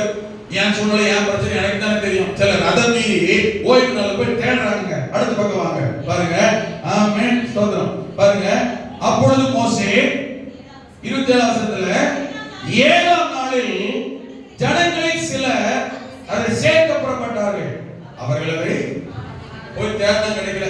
கர்த்தருடைய நாள்ல போய் என்ன செஞ்சான்? மன்னாவை பார்த்தானா? எங்க இல்ல, வெறும் தலை இருந்துச்சு, ஒண்ணும் கிடைக்கல, நினைச்சது நடக்கல, எதிர்பார்த்து வரல. அப்ப நீ பட்டி தானே, நீ தேவையா உனக்கு? அல்ல உங்களாக்கியா? நஷ்டம் தானே, பாதிப்பு தானே, குறைவு தானே. சரி, முந்தி என்ன பண்ணாங்க? அடுத்த நாளைக்கு வேணும்னு ஒருத்தன் ராத்திரி எடுத்து வச்சாலும் புழு புழுத்து நாரி போச்சான் இல்லையா? ஆனா 6ஆவது நாள் 2 மடங்கு சேர்த்து வச்சான், புழு புழுத்து நாரிச்சா பாருங்க. மேல வசனத்தை பாருங்க. மோசே கட்டளை 24 மோசே கட்டளையின்படியே அதை மறுநாள் வரைக்கும் வைத்தார்கள். அப்பொழுது இந்த நாளும் இல்லை, அதில் பூச்சி பிடிக்கவும் இல்லை. ஏன்னா அடுத்த நாள் கர்த்தர் சொன்னார், கர்த்தருடைய நாள்ல கர்த்தருக்கு டைம் கொடுத்தீங்கன்னா அந்த ஆசீர்வாதம் உனக்கு ஒண்ணுமே கெட்டு போகாது. புரியுது? இதுதான் இருக்கு விஷயம். இதுதான் நமக்கு புரியாத ஒன்று. ஏன்னா நம்முடைய நமக்கு பெருசா தெரியுது. ஆமென். எல்லாரும் அல்ல, பைபிள் சொல்லிருக்கு சிலர் ஒரு சிலர் அப்படிதான் இருக்கு பைபிள்ல. எல்லாரும் அப்படிப்பட்டவர்கள் அல்ல, நீங்கள் எல்லாரும் அப்படிப்பட்டவர்கள் அல்ல, நீங்க எல்லாம் தங்கங்க. ஆமென் சொல்லுங்க. அல்லேலூயா. உண்மைதான். அல்லேலூயா. நாமெல்லாம் யாரு? எப்படி சொல்றேன்? பாஸ் சொன்னாங்க ஜோக்கடிக்கிற பொற்பாத்திரம். ஆமென் சொல்லுங்க. பிரதர் சொல்லிருக்கேன். நீங்க யாரு? உங்களுக்கு நம்பிக்கை இருக்கா? நான் ஒரு பொற்பாத்திரம்னு. இந்த மன்னா வைக்கப்பட்ட பொற்பாத்திரம் அடங்கிய இன்னொரு தங்கப்பெட்டி வேற. அல்லேலூயா சொல்லுங்க. கர்த்தர் மகிமைப்படும் பெட்டி. ஆமென். இப்ப பாருங்க, இந்த சொல்ல கேட்க செஞ்சுபடியாகி போச்சு. ஆனா இந்த யாத்ரா 16, 19, 20 வசனத்தை நீங்க வாசி பாருங்க. இந்த பொற்பாத்திரத்தை கர்த்தர் சொன்னார். இப்போ ஆமென், இப்படி செய், இப்படி பண்ணு, இதெல்லாம் அடையாள சட்டதிட்டமா கர்த்தர் கொடுத்தாரா? ஆமென். எவ்வளவு காலம் சாப்பிட்டாங்க? அந்த 16ஆம் அதிகாரம் 35 வசனம் கடைசி வசனத்தை வாசி பார்க்கலாம். எவ்வளவு நாள் சாப்பிட்டாங்க அந்த மன்னாவை? இஸ்ரவேல் புத்திரர் குடியிருப்பான தேசம் என்னது? அவங்க குடியிருப்பு போற தேசம் எது? கானான் தேசத்துக்கு வரும் மட்டும் 40 வருஷம் மன்னாவை புசித்தார்கள். அல்லேலூயா. ஆமென். அவர்கள் கானான் தேசத்தின் எல்லையில் சேரும் வரைக்கும் மன்னாவை புசித்தார்கள். யோசுவாவின் புத்தகம் 5ஆம் அதிகாரம் 12ஆம் வசனம். யோசுவா 5:12 சொல்லப்பட்டிருக்கிறது. அங்கே ஆண்டவர் எழுதியிருக்கிறார் பாருங்க. மோசே மூலமாய் அவர்கள் தேசத்தின் தானியத்திலே, அதாவது கானான் தேசத்தின் தானியத்திலே, இங்க சொல்லிருக்கு தேசத்தின் தானியம். அது எங்க உள்ளது? கானான் தேசத்துல பூமியில விளையிறது. ஓகேவா? மன்னா எங்க விளையிறது? ஓகேவா? இது இங்க சொல்லப்பட்டிருக்கிற தானியம் இது தேசத்தின் தானியம். அப்படின்னா எது? கானான் தேசத்தின் தானியத்திலே புசித்த மறுநாளிலே வானத்தின் தானியமாகிய மன்னா பெய்யாமல் ஒளிந்தது. அல்லேலூயா. கர்த்தர் சொன்னார், உன்னை கானானுக்கு கொண்டு போன்னு சொன்னாரா? பாலத்தில் ஓடுகிற தேசம் கொண்டு போன்னு சொன்னாரா? அதின் பலனை கனியை புசித்துன்னு சொன்னாரா? அப்ப அங்க போய் அந்த பலனின் கனியை புசிக்கிற வரைக்கும் ஆமென் 40 வருஷம் மன்னா இவங்களுக்கு பரலோக மன்னா பொழிந்தது. அதுவும் எப்படிப்பட்ட மன்னா? Daily fresh bread. அல்லேலூயா. ஆமென். அந்த இஸ்ரவேல் புத்திரர் மன்னா இல்லாமல் போய் அவர்கள் கானான் தேசத்தின் பலனை அதிலிருந்து புசிக்க ஆரம்பித்தார்களாம் 40 ஆண்டுகள். அப்படி என்ன தெரியுமா? உங்களையும் என்னையும் கர்த்தர் கரை சேர்க்கும் நாள் வரையிலும், ஆமென், அவரிடத்திலே கொண்டு போய் சேரும் நாள் வரையிலும் ஒருபோதும் பஞ்சம், பசி, பட்டினி, தரித்திரத்தில் கர்த்தருடைய வார்த்தைப்படி நடக்கிற பிள்ளைகள் ஒரு நாள் ஆண்டவர் கைவிடவே மாட்டார். கரங்களை உயர்த்தி அல்லேலூயா. ஆமென். Price God. கர்த்தர் நல்லவர். 33 33-34 வசனங்களை நீங்க வாசிக்கிற போது ஆமென், இந்த அடையாளமாய், அதாவது இஸ்ரவேல் ஜனங்களை இந்த 40 வருஷமாய் வனாந்தரத்திலே நான் இவர்களை வழிநடத்தி கொண்டு வந்தேன், மன்னாவினால் போஷித்தேன் என்கிறதின் அடையாளமாக இப்ப சொல்றார் மோசே கிட்ட, மோசே என் ஜனங்களை 40 வருஷம் டெய்லி பிரெட், ஃப்ரெஷ் பிரெட், வானத்தின் மன்னா, பரலோக அப்பம், தூதன் அப்பத்தினால் இவர்களை போஷித்து நடத்தினேன் என்கிறதை எதிர்கால சந்ததி அறிந்து கொள்ள வேண்டும் என்கிறதின் அடையாளமாக இதை ஒரு கலசத்தில், இத ஒரு ஓமர் அளவுக்கு எடுத்து ஒரு கலசத்துல போட்டு சாட்சி சந்நிதியிலே வைப்பாயாக. எங்க போய் சொன்னாரு? சாட்சி 33-34 வசனம், சரியா? அதுல இருக்கு, சரியா? 32-30 வசனத்துல ஒரு கலசத்தை எடுத்து அதில் ஒரு ஓமர் அளவுக்கு மன்னாவை போட்டு அதை உங்கள் சந்ததியாருக்கு காப்பதற்காக கர்த்தருடைய சந்நிதியிலே, கர்த்தருடைய சந்நிதியில என்ன இருந்தது? உடன்படிக்கை பெட்டி. இந்த உடன்படிக்கை பெட்டி கிட்ட கொண்டு போயினார். புதிய ஏற்பாட்டு காலத்துல மன்னாவை பெட்டிக்குள்ள வச்சு அப்படி நாரி போவோம் இல்லையா? அதனால மன்னா வைக்கப்பட்ட ஒரு பாத்திரத்தை, இதன் அடையாளமா பாத்திரத்தை கண்டாலே என்னன்னு தெரிஞ்சிடும். பாத்திரத்தை பார்த்தாலே என்ன தெரியும்? இந்த பாத்திரம் எதுக்குள்ள பாத்திரம்? எது வச்சிருந்த பாத்திரம்? எது அடைஞ்சிருந்த பாத்திரம்? எதை மகிமை வெளிப்படுத்துற பாத்திரம்? ஹalleluya. அதனால இங்க பெட்டி கிட்ட கொண்டு போய் சொன்னாரு. புதிய ஏற்பாட்டு காலத்துல அது எங்க போச்சு? பெட்டி உள்ள பாத்திரம் போனது. இப்படிதான் பாத்திரம் வந்துச்சு. புரியுது? ஹalleluya. எப்படி இருக்க? அடையாளமா இருக்க. இஸ்ரவேல் புத்திரருக்கு எதிர்கால சந்ததிக்கு கர்த்தர் செய்த அற்புதத்தின் அடையாளத்தை வெளிப்படுத்தும் பாத்திரம். ஹalleluya. இந்த மன்னாவை புதிய ஏற்பாட்டுல பவுல் குறிப்பிடும் போது 1 கொரிந்தியர் 10-3 வசனத்துல என்ன எழுதுறார் தெரியுமா? இஸ்ரவேல் ஜனங்களை கர்த்தர் வழிநடத்தி கொண்டு வந்தார். அவர்களை கர்த்தர் செங்கடலை கடக்க வச்சார். இப்படி எல்லாம் சொல்லிட்டு வந்தாரு. சொல்லிட்டு பவுல் குறிப்பிடுகிறார், எல்லாரும் ஒரே ஞான போஜனம். இதுக்கு என்ன பேர் சொல்றாரு? இஸ்ரவேல் ஜனங்கள் சாப்பிட்ட போஜனத்தை பவுல் என்ன குறிப்பிடுறாரு? ஞான போஜனம். ஆவிக்குரிய அர்த்தத்தை குறிப்பிடுகிறார். ஞான போஜனம் என்று. ஹalleluya. அப்ப பரலோக மன்னாவை, பரலோகத்துல வந்த அப்பத்தை மன்னாவை பவுல் ஞானம் நிறைந்த போஜனம், ஆவிக்குரிய அர்த்தத்தை குறிப்பிடுகிறார். கொஞ்சம் கவனிங்க ஒரு 2 நிமிஷம். ஆமென். புதிய ஏற்பாட்டுல இயேசு கிறிஸ்து யோவான் 6ஆம் அதிகாரத்தில் 5 அப்பம் 2 மீன்களை 5000 புருஷர்களுக்கு பந்தியிருக்க கட்டளையிடுகிறார். கிட்டத்தட்ட 30,000 பேர் சாப்பிடுறாங்க. சாப்பிட்டு போயிட்டாங்க. இப்போ கரையேறி ராத்திரி அக்கறைக்கு போகிறார். அக்கறைக்கு படகுல கரையேறி போகிற போது அங்க ஜனங்க கேள்விப்பட்டு, கொஞ்சம் கவனிங்க, இந்த சம்பவம் சொன்ன ஈச புரியுது இருக்கா? வாசிக்காம சொல்றேன்.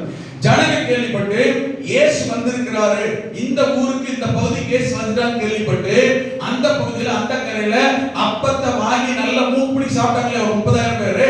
அவன் அங்க நடந்த அற்புதத்தையும் கேட்டு அங்க உள்ள சிலரும் ஆமென் முன்னக்கூட்டியே இயேசு இந்த ஊருக்கு வரன்னு கேள்விப்பட்டு அந்த ஊருக்கு போறாங்க. போகும்போது நல்ல கவனிங்க, அந்த ஜனங்களுக்கு சில காரியங்கள் பேசுறார், சொல்றார். சொல்லிக்கிட்டே இருக்கும் போது அப்போ அவங்க ஆண்டவர் அவங்களை பார்த்து கேட்கிறாரு, இங்க என்னை தேடி வந்திருக்கீங்க. இவங்க சொல்றாங்க, ஆண்டவரே நீங்க வந்துட்டீங்களா? நீங்க வந்தது எங்களுக்கு ரொம்ப சந்தோஷமா இருக்கு உங்களை பார்த்த உடனே அப்படின்னு ஜனங்க சொல்றாங்க. இயேசு பார்த்து சந்தோஷம். என்ன பார்த்த உடனே உங்களுக்கு ஏன் இவ்வளவு சந்தோஷம்? ஆண்டவர் கேட்கிறாரு. கேட்டுட்டு ஒரு வார்த்தை சொல்வாரு, நீங்க நானு அங்க அப்பம் கொடுத்தன்றதுக்காக சாப்பாட்டு கூட்டம், சாப்பாட்டு கிடைக்கும் அப்படின்றதுக்காகவே என்ன தேடி வந்திருக்கீங்க. அதனால என்னை பார்த்தோன்னே உங்களுக்கு என்ன செய்யுங்க? ரொம்ப சந்தோஷப்படுறீங்க. யோவான் 6ஆம் அதிகாரம் அப்படின்னு ஆண்டவர் சொல்றார். சொன்ன உடனே இவங்க உடனே அவங்க பேச ஆரம்பிச்சாங்க. ஆண்டவரே, நான் கொடுத்த அப்பத்தினால நீங்க என்ன செய்றீங்க? சோத்து மூட்டை நீங்கலாம் இத பார்த்துட்டு சந்தோஷப்படுறீங்க. இதை விட மேலான அப்பம் ஒண்ணு இருக்கு. என்ன விசுவாசிக்கிறவனுக்கு அந்த அப்பத்தை கொடுத்தா பசியை எடுக்க தெரியுமா அப்படின்றார். அப்படியா? எப்ப கிடைக்கும்? யாருக்கு கிடைக்கும்? என்ன விசுவாசிக்கிறவனுக்கு கிடைக்கும்னு சொல்றார். சரியா? நான் கதமா சொல்றேன், கவனிங்க வழங்குறதுக்காக. என்ன விசுவாசிச்சா என்ன செய்யும்? அது கிடைக்கின்றார். உடனே இவங்க என்ன கேக்குறாங்க? நாம உங்க விசுவாசிக்கிற அளவுக்கு நீ என்ன பெரிய அற்புத அடையாளம் செஞ்சிட்டீர் சொல்லிட்டு ஏதாவது அற்புதம் செய்யுங்கன்னு இவங்க கேட்டிருக்கலாம். என்ன கேட்டாங்க தெரியுமா? ஆண்டவர் இஸ்ரவேல் ஜனங்களை மோசே விசுவாசிக்கிறதுக்கு மோசே புத்திய பாருங்க, வானத்திலிருந்து மண்ணால சாப்பிட கொடுத்தாரு. நீங்களும் எங்களுக்கு நீங்க ஏதாவது சாப்பாடு கொடுத்தீங்கன்னா உங்களை விசுவாசிக்கலாம். விளங்குதா? வீட்டுக்கு வாசிக்கிறவங்க உங்களுக்கு புரியும். ஆமென். உம்மை நான் விசுவாசிக்கிறதுக்கு நீங்க என்ன அடையாளத்தை அப்படி காமிச்சிட்டீங்க? நாங்க மோசே விசுவாசிக்கிறோம்னா இஸ்ரவேல் ஜனங்களுக்கு மோசே என்ன பண்ணாரு? அதாவது பாம்பத்து கோல பாம்பா மாட்டான், செங்கல் ரெண்டா பிளந்தான், அப்படியெல்லாம் காட்டுங்க நாங்க விசுவாசிக்கிறேன்னு சொல்லி இருக்கோம். இது என்ன கூட போனது? கிளீன் அடிச்சார் உங்களுக்கு. ஏய், நாங்க அப்பத்தை திருவிட்டு இங்கே நான் வந்து அப்ப கொடுக்குறேன், என்னை பார்த்து சந்தோஷமா இருக்குன்னு சொல்றியா? அப்ப நான் கொடுக்குற அப்பத்தை நானே செய்வேன். அப்ப நான் கொடுக்குற அப்பத்தை சாப்பிட்டா உனக்கு பசி எடுக்காது. அப்போ எனக்கு அந்த அப்பத்தை காட்டுதுன்னு கேட்கறாங்க. என்ன விசுவாசா உனக்கு அந்த அப்பம் கிடைக்கும்னு சொல்றாங்க. அப்போ உங்க விசுவாசிக்கணுமா? அப்படின்னா விசுவாசிக்கணும் பெரிய அற்புத அடையாளம் செஞ்சுட்டு கேட்கறாங்க. அப்ப சொல்ற அடையாளம் என்னமா? மோசே விசுவாசிக்கிறதுக்கு இஸ்ரவேல் ஜனங்களுக்கு மோசே என்ன பண்ணாரு? வானத்துல இருந்து மோசே அப்பம் மட்டும் அனுப்பினாரா? அதெல்லாம் சொல்லிருக்கோம். அப்ப என்ன கூட்டம்? சாப்பிடுறதுக்கே சுத்தன ஒரு கூட்டம். முன்னே பேசுறாங்க. என்ன தெரியுமா? மோசே வானத்துல இருந்தாரு, அப்பத்தை கொடுத்தாரு. அப்ப ஆண்டவர் சொல்றாரு, மோசே வானத்துல அப்பத்தை கொடுத்தாங்கல்ல, அந்த அப்பத்தை சாப்பிட்டவங்க எல்லாரும் செஞ்சாங்க, செத்து போனாங்க. நான் கொடுக்கிற அப்பத்தை புசிக்கிறவனுக்கு ஒருபோதும் பசி எடுக்காது, நித்திய ஜீவன் அவனுக்கு உண்டாகும் என்று அந்த அப்பத்தை குறித்து சொல்கிறார். சொல்லும் பொழுது கீழே உள்ள வசனத்தை நீங்கள் திருப்பிக் கொள்ளுங்கள். திருப்பி வாசிங்கன்னா அங்கே சொல்லப்பட்டிருக்கிறது. ஆமென். கொஞ்சம் ஷார்ட் அவுட் பண்ணி சொல்லிடுறேன். ஆமென். கீழே சொல்லும்போது ஜீவ அப்பம் நானே. 42 வசனம் வாசிங்கன்னா ஜீவ அப்பம் நானே. உங்கள் பிதாக்கள் வனாந்தரத்திலே மன்னாவை புசித்து இருந்தும் மரித்தார்கள்.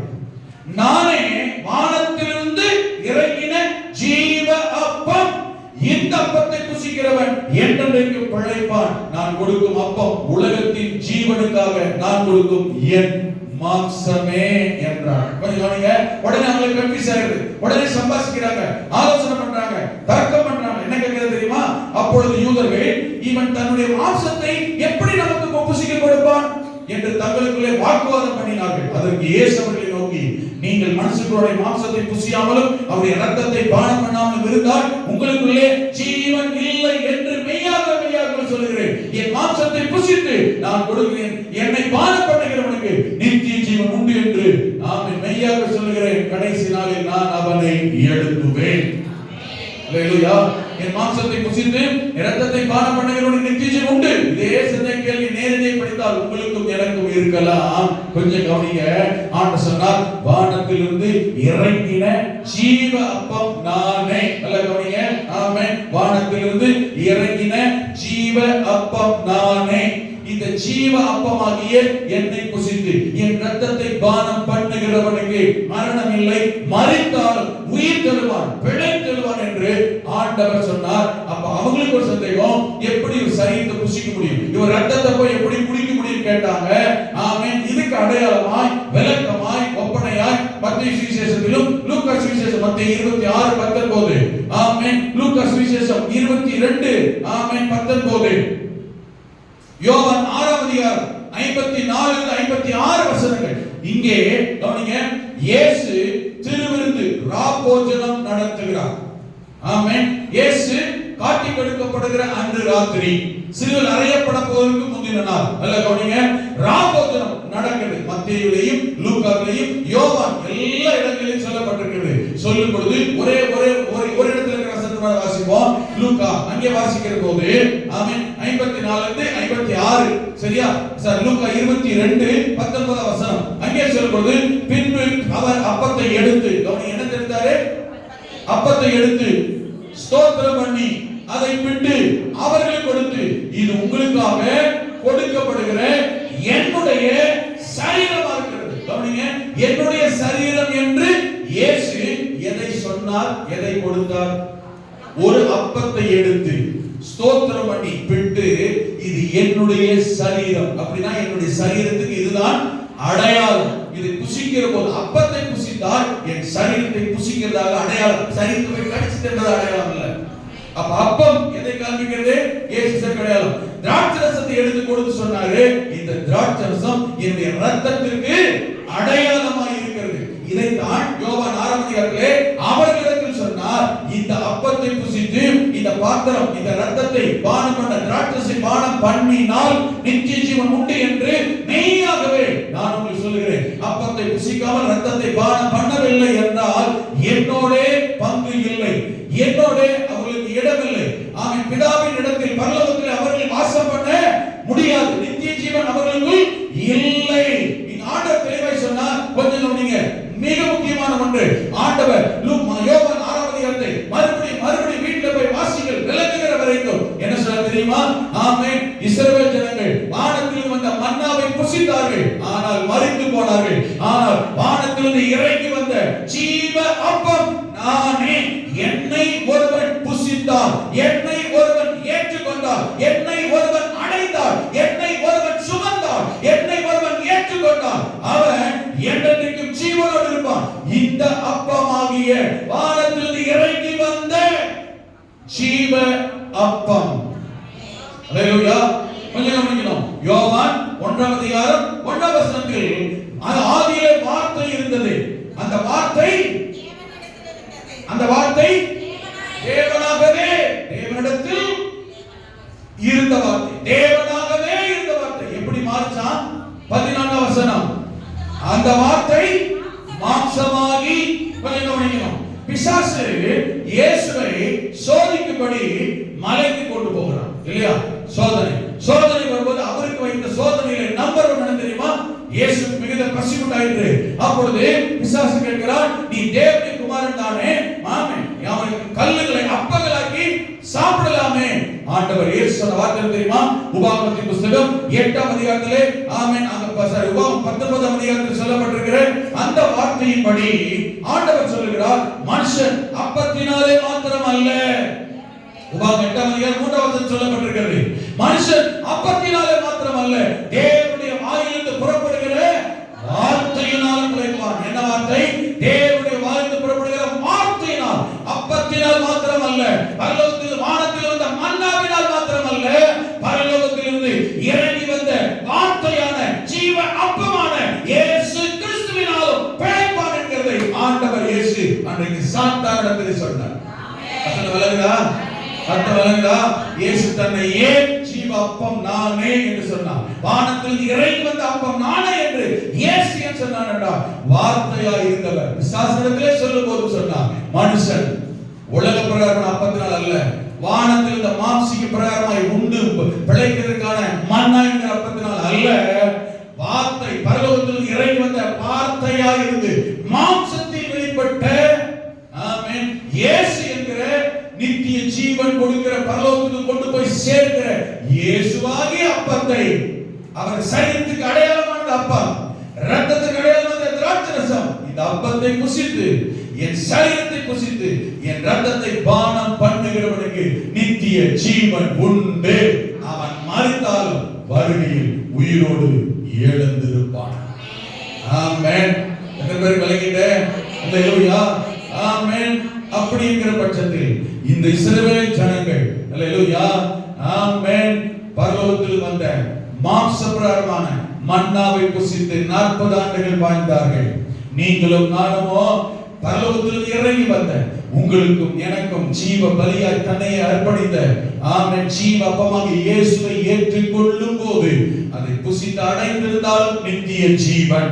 அதே சமயத்துல நல்லா கவனிங்க, நீங்களும் நானும் யாரா இருக்க வேண்டும் என்று ஆண்டவர் விரும்புகிறார், தேவன் எதிர்பார்க்கிறார் என்றால், அன்றைக்கு வானத்திலிருந்து வந்த, ஆமென், அந்த மன்னாவில் ஒரு ஓமர் அளவெடுத்து ஒரு பாத்திரத்தில் வைத்து அதை பெட்டியிலே வை, அந்த பெட்டியில் கர்த்தருடைய வார்த்தை, மகிமை, வல்லமை, ஆலோசனை வெளிப்படும் என்று சொன்னார். புதிய ஏற்பாட்டு காலத்தில் பெட்டியாகிய நமக்குள், ஆமென், அந்த பெட்டிக்குள் இறக்க வேண்டிய முதன்மையான ஒன்று, ஆமென், இந்த மன்னா வைக்கப்பட்ட பொன் பாத்திரம். மன்னா என்றால் ஜீவ அப்பமாகிய இயேசு என்கிற ஜீவ அப்பத்தை அடைகிற, வைக்கிற, பெற்றுக்கொள்ளும் பாத்திரமாகிய பொற்பாத்திரமான நீங்களும் நானும் இயேசு என்கிற ஜீவ அப்பத்தை உடையவர்களாக இருந்தார், இயேசுவை சுமக்கும் அப்பமாக இருந்தார், இயேசுவை வைத்திருக்கும் அப்பமாக இருந்தார், இயேசுவை வெளிப்படுத்தும் அப்பமாக இருந்தார், பாத்திரமாக இருந்தார், இயேசுவை அடக்கி இருக்கிற, உள்வைத்திருக்கிற, காண்பிக்கிற பாத்திரமாக இருந்தார். நீங்களும் நானும் பொற்பாத்திரங்களாய் இருப்போம். உங்கள் மூலம் என் மூலம் கர்த்தர் மகிமைப்படுவார். இந்த பெட்டி ஜீவாப்பமாகிய இயேசுவை சுமந்திருக்கிற பொற்பாத்திரம் அடங்கிய பொன் பெட்டியாய் இருக்க கர்த்தர் கிருபை செய்வாராக. உடன்படிக்கை பெட்டியில் இருக்க வேண்டிய பாத்திரம் என்ன பாத்திரம்? பொற்பாத்திரம். என்ன வைக்க வேண்டிய பாத்திரம்? மன்னா. நீங்களும் நானும் யார் இருக்க வேண்டிய பாத்திரம்? ஜீவ அப்பமாகிய இயேசு இருக்க வேண்டிய பாத்திரம். உங்களுக்குள்ளும் எனக்குள்ளும் இயேசு இருக்கிற ஜீவ அப்பம் இருந்தால் நீங்க நானும் பொற்பாத்திரங்களா இருப்போம். இந்த பொற்பாத்திரம் ஆமென் தங்க பெட்டியாகிய நமக்குள் இருந்தால் அல்லேலூயா உங்கள் மூலம் என் மூலம் கர்த்தர் மகிமைப்படுவார். வல்லமை வெளிப்படும். உங்களை என்னை கர்த்தர் பிரகாசி செய்வார், பயன்படுத்துவார். கண்களை மூடலாமா? அடுத்து கவனிக்க போகிறோம். அடுத்த வாரம் மீதி 2 எதை குறிக்கிறது, எதை சொல்கிறது, நாம் எப்படி இருக்க கர்த்தர் விரும்புகிறார். அல்லேலூயா. கண்களை மூடுவதற்கு ஆண்டவரே என்னை ஜீவ அப்பத்தை சுமக்கும், ஜீவ அப்பமாகிய இயேசுவை சுமக்கும் வைத்திருக்கும் பொற்பாத்திரமாய் மாற்ற அர்ப்பணிக்கிறேன். அல்லேலூயா. ஆமென். அந்த பொற்பாத்திரம் தான் இந்த பொன் பெட்டி உள்ளே இருந்தது. மகிமையை வெளிப்படுத்தினது. மகிமை வெளிப்படும்.